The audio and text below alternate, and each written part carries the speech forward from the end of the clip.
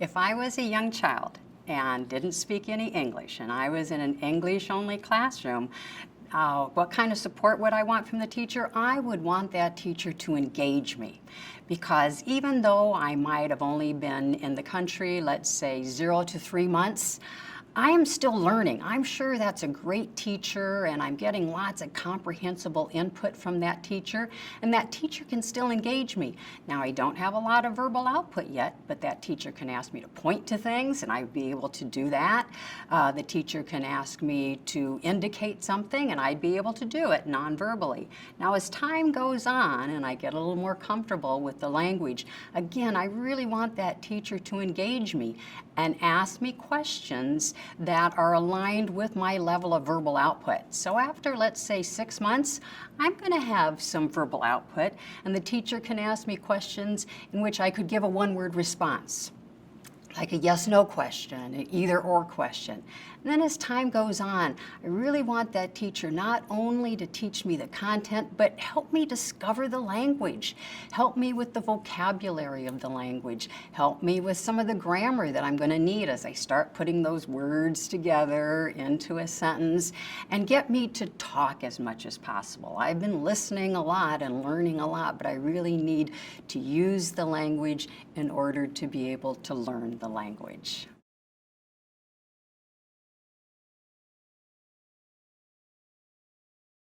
Now, a practice I see many times at the secondary level is lecture. And I'm assuming the teachers are doing that because the native English speakers are able to learn that way. But there's an important maxim we have to remember with English language learners, and it goes like this: words alone do not convey meaning. So just think about it. If a teacher is lecturing, a student won't get that much out of it if they're an English language learner. So what can the teacher do? The teacher, A, can put the visuals, any sort of pictures or real-life objects that would go along with whatever the content is. That will help with understanding, because there's another maxim we should pay attention to, and that is seeing is understanding. So that's why those visuals are so important to go along if the lecture format is going to be used. Something else a teacher can do is slow their rate of speech, because we know, even I myself as a teacher, I can talk into quite a fast rate with gusts up to 100 miles an hour. So anytime someone can slow down their rate, it helps with anyone to be able to understand English a little bit better, particularly if you're an English language learner. I'm thinking of 2 techniques that classroom teachers can use to be effective in correcting errors that they might hear that English language learners make. One of the things a classroom teacher can do is to model. And that means that if a teacher hears an error, they don't necessarily have to stop and call overt attention to that error. No, what they can do is simply say back the way that it should be said.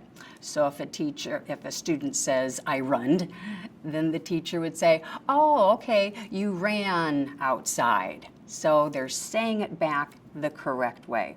So modeling is one technique that's not overt and doesn't call attention to the error, because classroom teachers have a lot to do. So what's another technique they can do that they can just do on the run is to expand on what an English language learner says.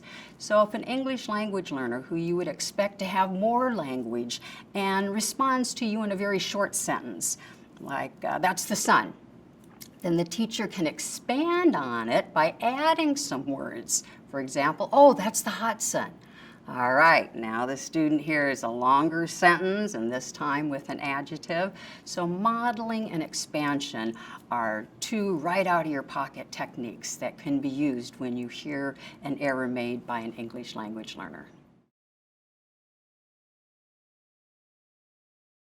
There are 5 stages of second language acquisition. The first stage is called pre-production.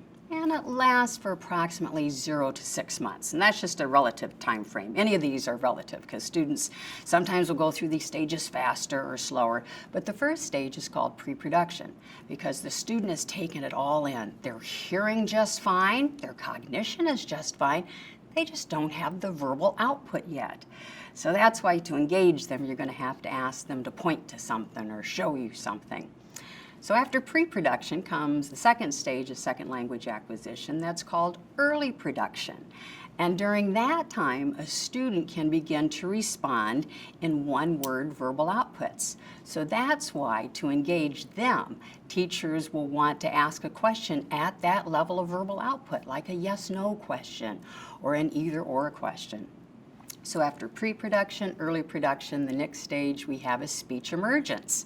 And that's when a student starts to put all sorts of words together into a sentence. And there could be grammatical errors in the sentence, and that's okay, because that's where they should be in that level of second language acquisition. The fourth level is called intermediate fluency, and now the student starts talking in multiple sentences. And the last stage is referred to as advanced fluency, and that's where a student will sound like they were born and raised in Denver or wherever you are.